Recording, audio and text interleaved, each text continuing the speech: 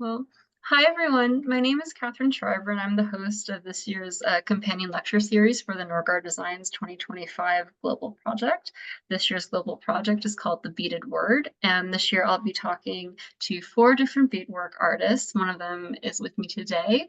I'm here to present Carly Owens Weiss today, and so I'm actually in Aeromont in my super glamorous space here just to assist Carly in the soft sculpture beadwork class she's teaching right now. We're actually in Aeromont together, but for ease of presentation, we are in two separate spaces. So Carly's a little bit more beautifully lit, so we'll pass it over to her. I'll have you introduce yourself a little bit, and then we can go right into seeing your work. Awesome. Right. Hi. Yeah, so my name is Carly Owens Weiss. I am an interdisciplinary artist currently based in Colorado. But as an interdisciplinary artist, a large part of my practice is using hand embroidery, specifically with beads. And so I use these hand embroidery techniques to create soft sculptures that often talk about the body and the experiences lived within it. But I use often food and domestic themed objects as a vehicle for talking about these things. So yeah, I guess we'll go ahead and jump into the presentation. Again, my name is Carly Owens Weiss, and I'm going to talk to you a little bit today, specifically about my beadwork practice in the context of hand embroidered soft sculpture. So this was where I was introduced to hand embroidery. My educational background is in art and design with a concentration on fibers and surface design. And even more specific to that, I primarily focused on hand embroidery in the context of garment design. So in 2016, I had the opportunity to study at the Royal School of Needlework, which is what is depicted here. The Royal School of Needlework is located in Hampton Court Palace, outside, about 45 minutes outside of London, in the United Kingdom. Hampton Court was historically the home to Henry VIII, but this was a later addition to Hampton Court Palace. It's known as the Georgian Wing. And if you look on the very top, the rows of windows surrounding the top of the building is where the Royal School of Needlework is located. So it's a relatively small institution located within a royal apartment within Hampton Court Palace. So while I was there, I had the opportunity to study traditional and technical goldwork and quillwork hand embroidery. Goldwork is specifically hand embroidery with metals, which you can see in this example. So the body of the bee, the outline of the wing, and some of the ornamentation around that is all made of a gold colored wire. So traditionally with goldwork, it was historically made out of pure gold. But now in terms for accessibility and also in terms of longevity, a copper wire is primarily used. The traditional gilt wires have a tendency to tarnish really badly. And then quillwork is kind of like your more traditional, what you think of when you hear the term hand embroidery. So primarily focusing on stitches using thread, and specifically we used a type of wool that was called crewel wool. But kind of a large jump between my studies and kind of what I'm working at today. I pretty much went into, finished out my degree doing hand embroidery in the context of fashion design.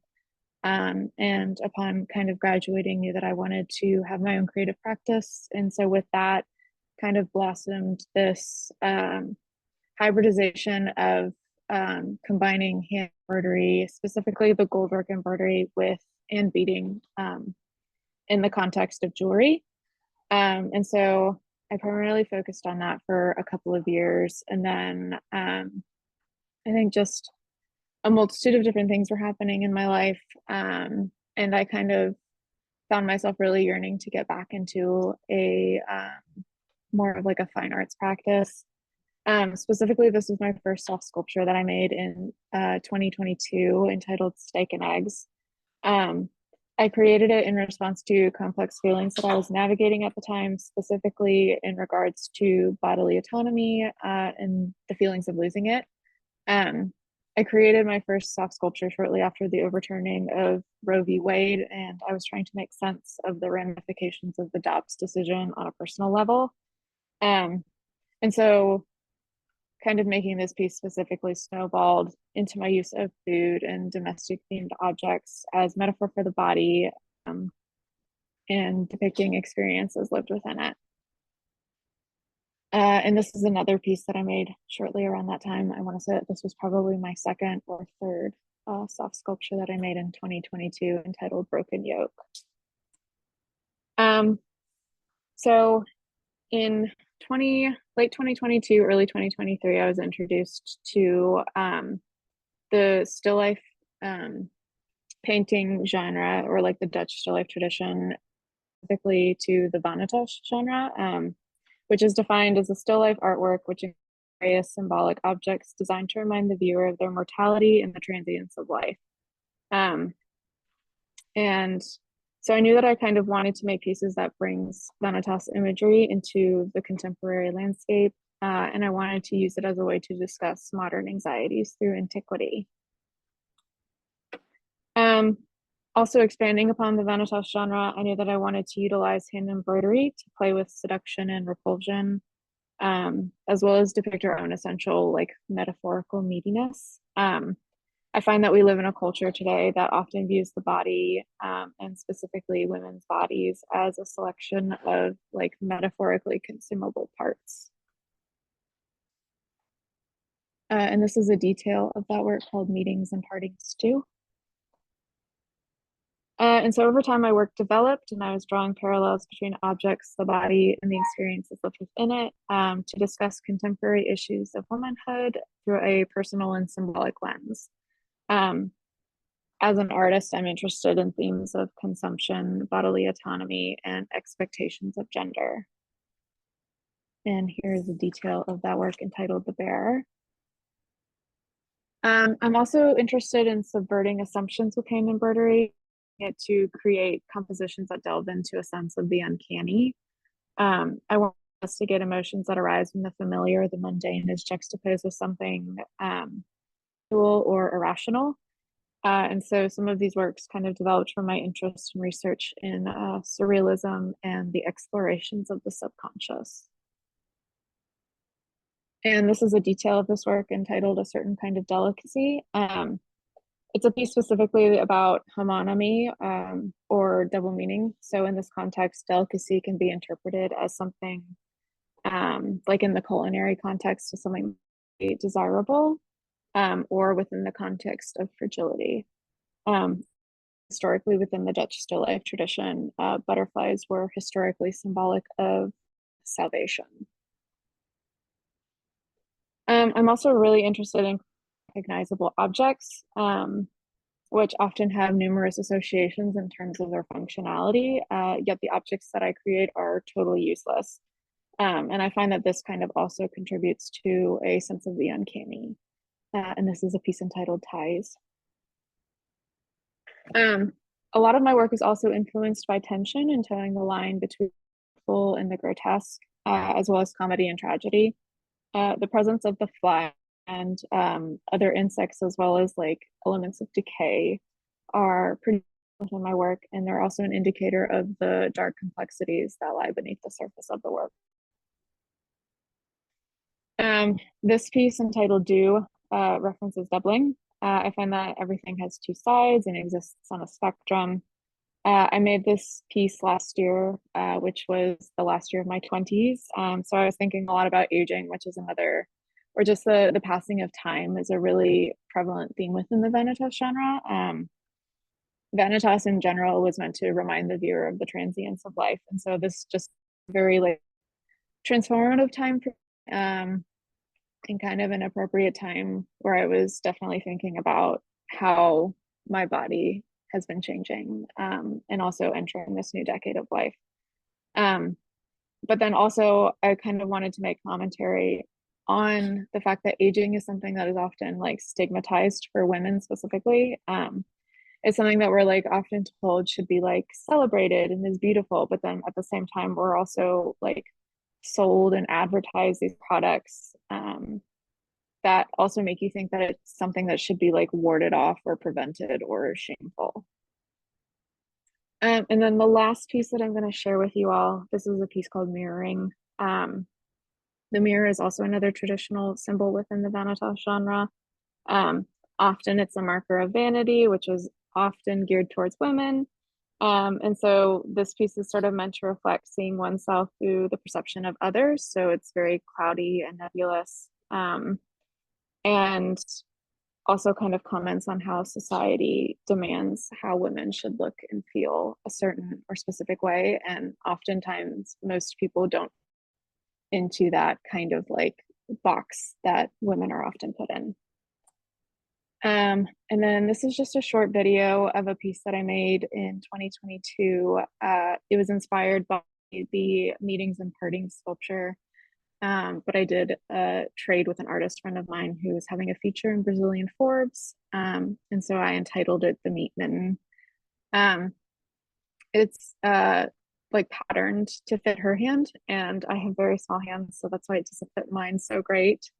But this at least kind of gives you an idea of like the piece and how it functioned, as well as I find that it's a really good bridge between of how I started working primarily with embroidery and beading in the context of garmentry, but then also applying it to this like contemporary and conceptual sculpture practice.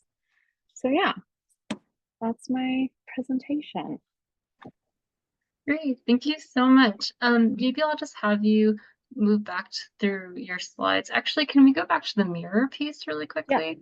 I'd love to just totally. make a little note on that. It struck me, seeing this photo, how interesting like the use of beads is here, because you're Mm-hmm. making an object that's meant to be reflective, right? And this is maybe the only Totally. thing you could like bead with beads that would make them feel flat, right? Yeah, Like normally beads like totally. enliven and sparkle, and this is the first time I've really Mm-hmm. seen beads and like want like, because we're thinking of a mirror, we actually like want more Mm-hmm. sheen and more reflectivity. And I think that's a Totally. really brilliant and interesting use of the medium there. So that's Thank very you. And cool. I'm And glad that that came across. yeah, yeah. Yeah, again, this like cloudiness, but it's like also like, I don't know, beads are really interesting because they are this thing that like, I think there's this like inherent like magpie-ness to all of us where we're all kind of like inherently attracted to things that are shiny and beautiful. Mhm. Um, and like, yeah, I like that you picked up on that, like, this is a mirror. It should be reflective. It should be shiny. We should be able to see ourselves in this, but it is kind of dull, which I think kind of helps allude to that, like, okay, there's something a little off here as well. Yeah, So, yeah, it's like that uncanniness, that like function not function thing really comes totally. across here. Yeah, I in my own work I think a lot about like disappointment and very rarely do like beads like materially disappoint us, but I also find that like they Mhm. always do in surprising ways. Like um in my work I put in a lot, there's like a lot of detail that is very like, it's the more, I think in any beadwork, the more detail and more work you put in, the more it Mhm. disappears, because like the scale just like Totally. doesn't work. And so Mhm. this is a really interesting and cool and meaningful example of the kind of disappointment of beadwork too, and Yeah, how that can critically be used. totally. So that's great. Can I also have you cycle back? I think it was like maybe your first slide of your like recent work, this one. And so I just, Oh, yeah. oh, yeah. So I wanted to ask you, well, I guess about both of these eggshell pieces, just a little technical question. So in this photo, it looks like there is like an actual eggshell set into the beaded one. Mhm. Is that correct? Yes. Yep. Excellent. And then, because you're using that and the other one, I know you're thinking about decay and food and vanitas and such. Do you Mhm. display these works with like an actual eggshell, or is I this just kind of for do. staging? Interesting. Okay. Yeah, yeah. So there's kind of a funny story with this one. So again, this was the first soft sculpture that I ever made, and it was a lot of trial and error in terms of getting the egg to do what I wanted it to do. So essentially, what I ended up doing was a process similar to paper mache, but using silk organza. Mm-hmm. Um, Yes. And I kind of molded it to an actual eggshell and then let that get hard. So I think it was like a Wow. combination of using like fabric glue, Mm. like a transparent fabric glue, water, and then shredded silk organza. So I molded it to this egg, let it dry, and then the original egg, because like the glue and the silk organza had kind of fused to it, I had to like take out by cracking it. And then I was left with this essentially like transparent eggshell. And I Wow. used that as the vehicle for stitching the beads directly into. And then I like inserted a separate half of an eggshell into that kind of transparent shell. It was like a Wow. very long and arduous project. Yeah, I mean, I can't even imagine like having to work with the like stick a little eggshell inside of a beaded sculpture. Like that's a very Yeah. delicate thing. And then what was the process of like cleaning it out? I think it was like I just cleaned them out with soap and water, and Oh, then like cool. inevitably when you like wash the interior of the egg, there's like this like papery kind of Hmm. membrane that's left behind. So I kind of had to like use tweezers to remove that as well. Um, and then I also reinforced, which I don't know how much strength this actually added, but I would reinforce the interior of the eggshell using acrylic gesso. Hmm. That makes sense. Just to kind of give it a little bit extra like oomph to it. Yeah. Um, but yeah, so and then going for this was the only eggshell that I actually beaded, because I found that for following sculptures after that, that I feel like I still kind of got the same like conceptual vocabulary by using the actual eggshell itself. Hmm. And then again, like also kind of like contributing to that like um essence, I guess, of the uncanny as like, oh, you have this real eggshell, but then this like obviously very artificial fake egg coming out of it. So yeah. Great. Thanks for sharing that. Mhm. So I'm gonna ask you a question, and if this isn't something that like resonates or you want to talk about, we can not. But I just had an interview with Caldwell Linker the other night, and they're gonna be another artist in this interview series, and they talked a Mhm. lot about what pearls mean to them. And you use a Mhm. lot of pearls in your work too. And I just wanted to ask you that, like, I know that they're like a beautiful material and they're part of the Mhm. vocabulary of embroidery. But I wanted to ask you, if pearls feel particularly significant to you for any way, what they mean to you in your Yeah, totally. So I am gonna blank on the name of the article, but I basically like did a lot of research into like the art historical um significance behind pearls. And to like sum a long, uh, wordy story short, essentially, like pearls could be this thing that is either representative of something that's sacred. work. Um, so there's like lots of within like the art historical canon, there's obviously like pearls are very prominent within them, but there's things like if a woman has a pearl on her left ear, um, that means that she is closer to God because only like the word of God can pass through this like Right. uh Yeah. it was something along the lines of like she can only listen to the word of God through her husband or something ridiculous like Whoa. Oh that. my God. Yeah. Wow. And it was like something along like the marker of a good and pious woman. Wow. But then there was also like these paintings of women who were considered like whores, which a lot I've been doing a lot of research lately on this idea of the Madonna whore complex. Hmm. Um, and it was like, so you're either this like either groups of women can have pearls. So you're either this like saintly person or you're this like temptation, seductress figure. And so it kind of like it felt to me that it was like this thing of like whatever you want, whatever like a collective society wants women to be, there's always going to be this other thing that like we like, again, it's going back into this idea of disappointment. So it's like Hmm.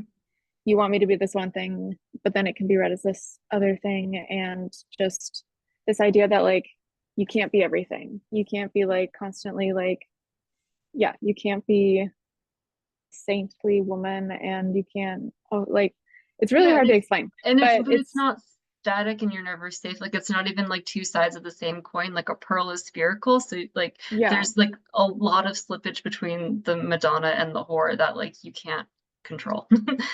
You yeah, know. yeah. And it's really interesting. And I think it like because a lot of my work goes into this idea of expectations of gender and how like society often wants women to be a certain thing. And then if you don't follow within the lines of those certain things, then things can be harder for you. Um, and so I find that using these art historical references in kind of an ambiguous way leaves it open to interpretation for Mhm. all of these different like art historical and really beyond just art historical, but historical association pearls of being something that can be read as virtuous or sinister. Yeah. And so it's very loaded, it's very coded, but I think that's why I'm particularly so drawn as a material. Yeah. And then also too going back into this idea of like when they're this like beautiful thing. Um, but then when they're in the context of being used in like meats and eggs and surrounded by flies, it's like, okay, something here is a little, not quite right. Right. Yet they're still like bodily things, right? They're like an accretion Yeah. of substance themselves, which I always think is so interesting. On that note, I'd like to ask you a little bit. One of the themes of this year's project is taking inspiration from nature.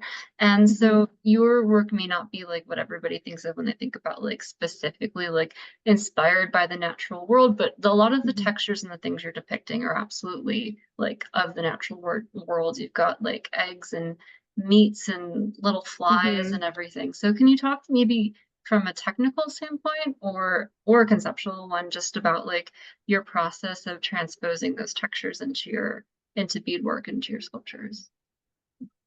Yeah, totally. So I guess like from the natural world, obviously I'm drawing a lot from, or I'm looking a lot at the like 16th and 17th century still life tradition, um, Hmm. which often depicts a lot of things like plants and flowers and meats and eggs and other food items that and insects as well. So a lot of things kind of combining like food with objects from the natural world.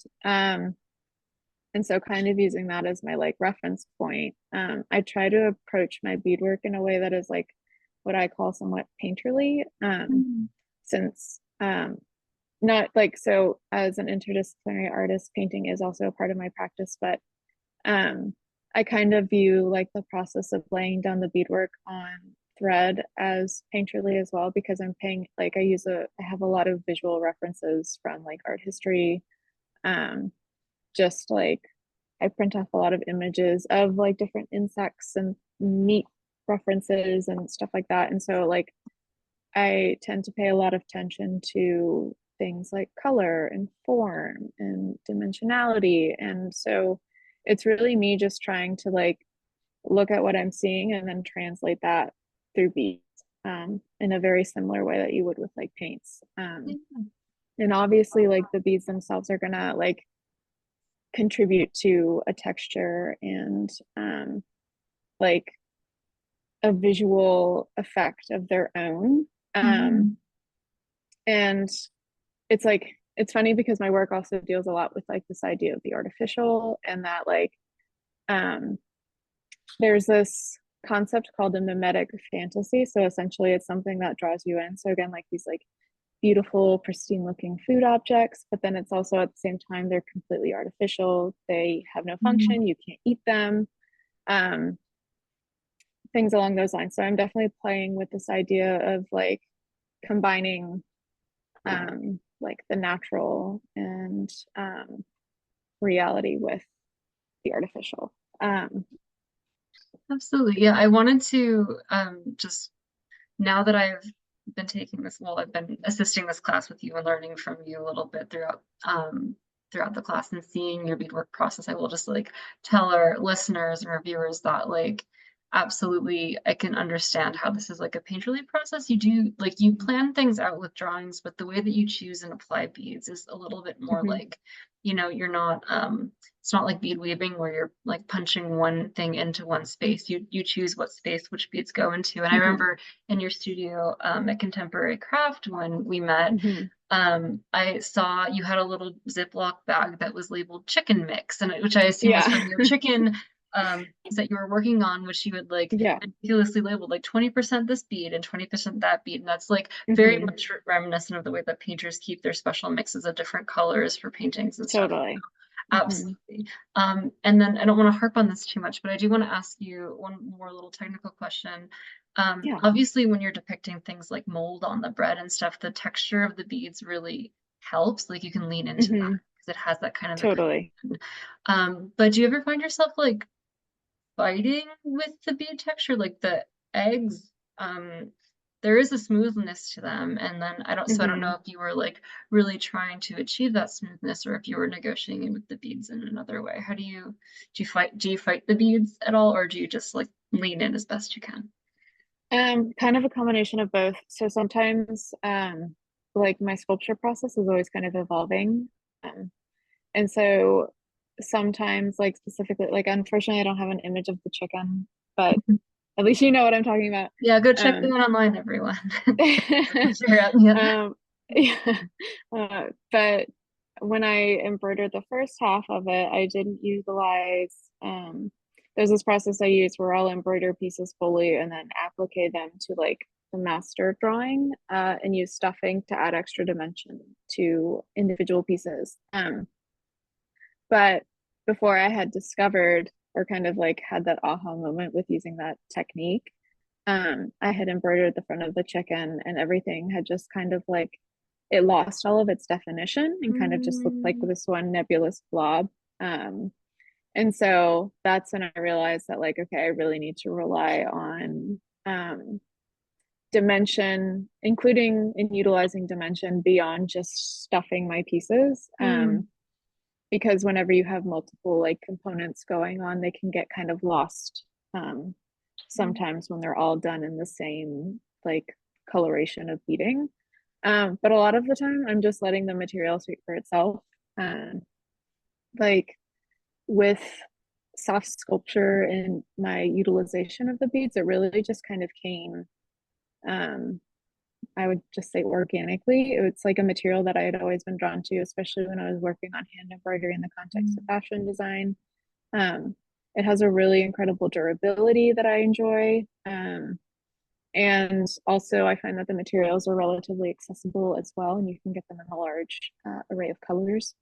And so, whenever I was interested in using hand embroidery to explore sculpture, the beads just kind of um, fell into place metaphorically and literally, I guess. But yeah, and then kind of since then, I've just been running with them and yeah, just approaching them in a very similar way that I would with painting.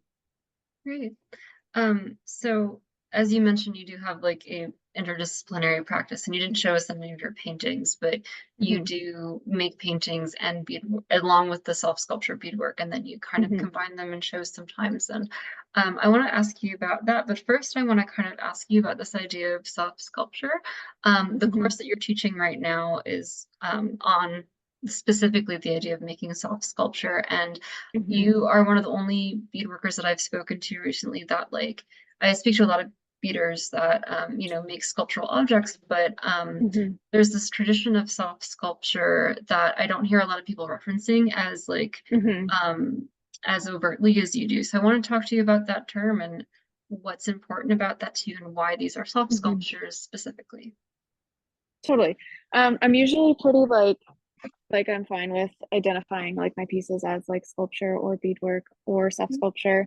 But the reason why I particularly use it is because like before I really considered myself like an interdisciplinary artist, I considered myself a hand embroiderer. Mm, Um, and that's something that within, you know, within the art world, within the craft world, within just I would say like general existence in life, it's a medium that like historically had been relegated to women's work and then continues to face marginalization today. Like, I don't know if I like, not the most like, I don't know. I don't want to censor what was said to me. But whenever I was working primarily in hand embroidered jewelry, I was at like an artist market. And I remember this like dude came up to my table and just looked at it and was like, this is women's shit. Um, and Well, that's some man obviously shit he if I was ever heard any. totally. And it was just this like, why why does that have to be a derogatory term, you know? And so my use of the term soft sculpture is just kind of to like historically again, like women took this medium, and although a lot of them didn't consider themselves artists, in my book they weren't taken seriously because of their gender. And I think like so when I was looking up like the historical origins of soft sculpture today, it was interesting to me because the person who was accredited with the creation of the like medium is Claes Oldenburg, Of which is course. interesting to me because he's relatively a modern artist. And I'm sure that there are, I mean, there obviously are women who have been doing it much longer than him. Like in our class, a student came up to me and showed me the sculpture that had been used to educate women on like how childbirth worked. And it looked very reminiscent of like a Louise Bourgeois sculpture. Like it Wow. was amazing. And of course, the creator of this like wonderful sculpture remains um, like unaccredited or discredited. Um, and so, yeah, really, it's me trying to reclaim the terminology of soft sculpture as something that is a symbol of like creativity and growth and resilience. And so that's why I tend to identify my pieces as soft sculptures. That's great.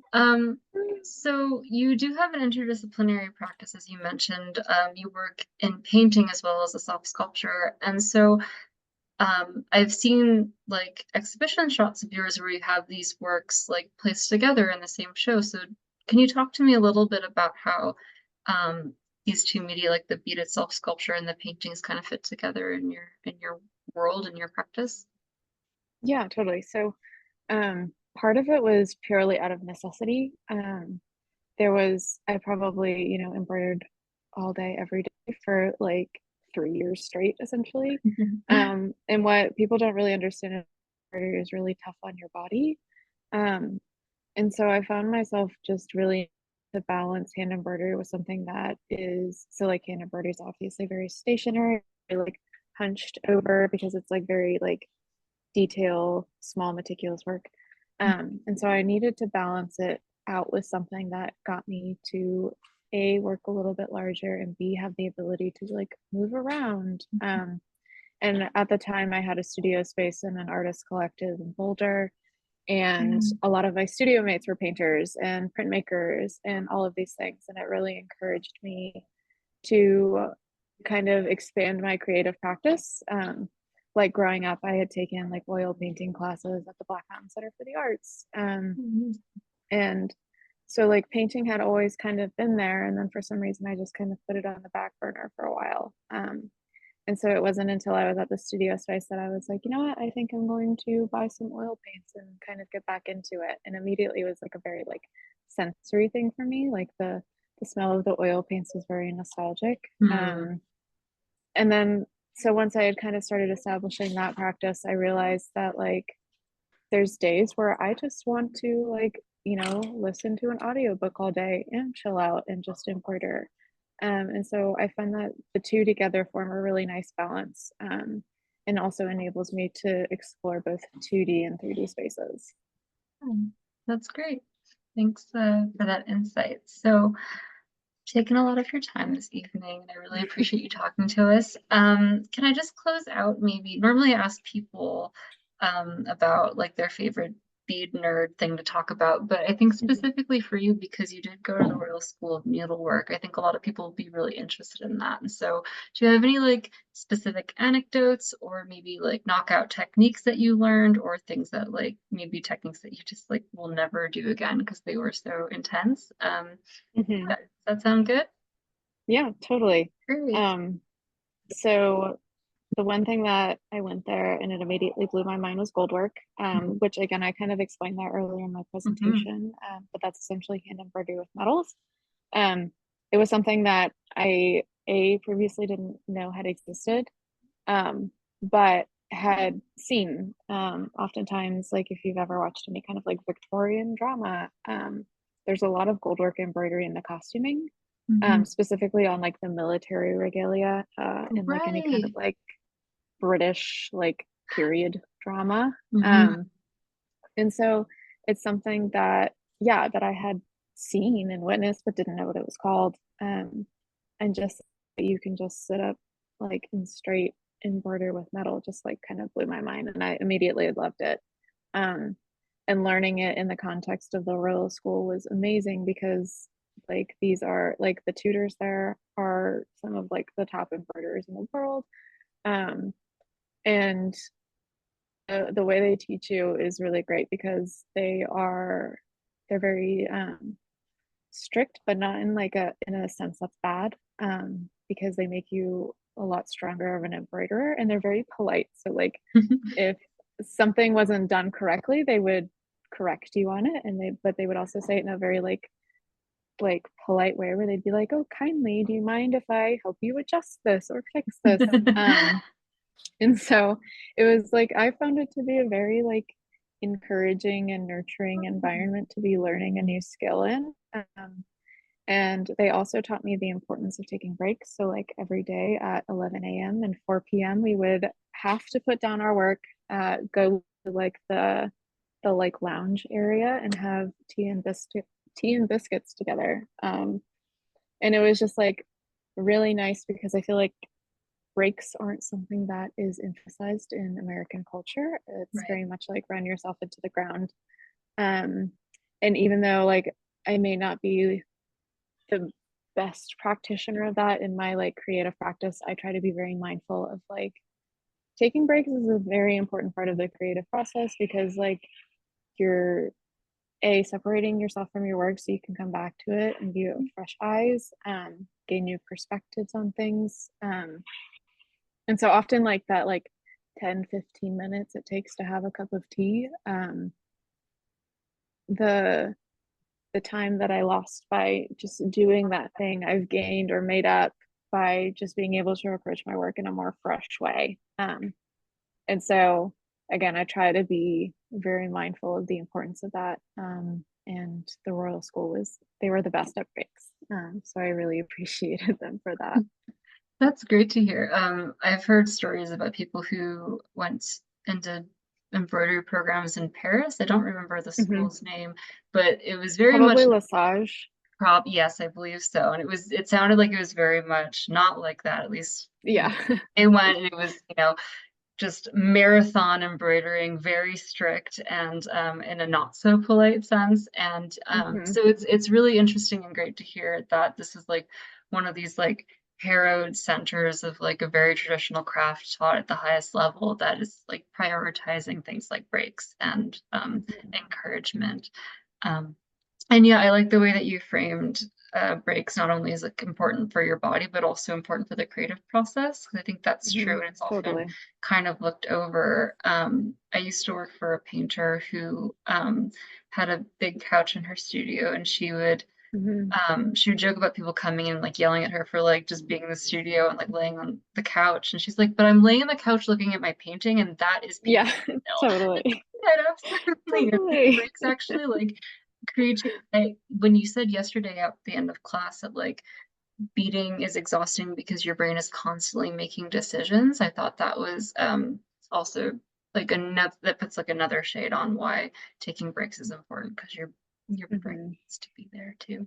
It's doing hard work. Yeah, Yeah. totally. There's this really funny meme, and it's like I don't know why they chose this person for, but it's like the lead singer of My Chemical Romance, and he's holding a sign, and like obviously like someone has superimposed different lettering onto it, and it just says like naps in the studio count as studio time or something like that, and it's so funny.